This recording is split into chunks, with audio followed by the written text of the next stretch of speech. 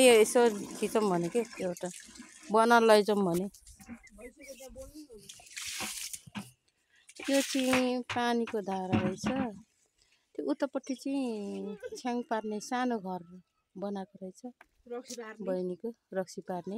म चाहिँ भाँडा मान्ने। अनि यता सानो सानो बाख्राहरू रहेछ।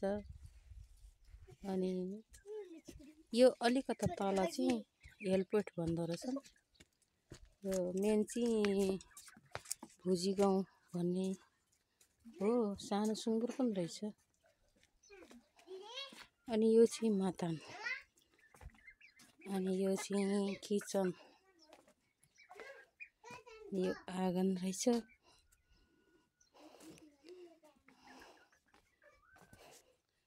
अनि अब उता घरतिर गाउँतिर हेर्नु देखाउनु जाँदैछु।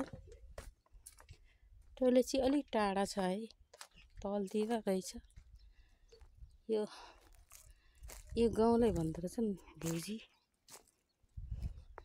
अनि यो पारी भिर देखेको चाहिँ पिर्ती डाँडा अरे।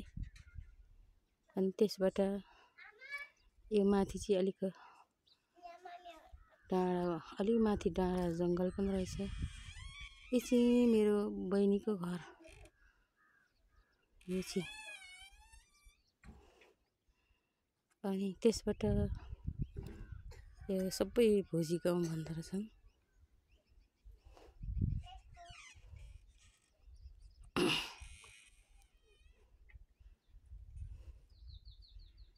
अनि हजुरहरूले अब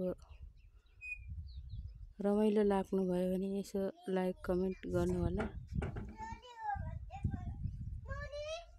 अब यतिमै राखिदिन्छु होला। नमस्कार।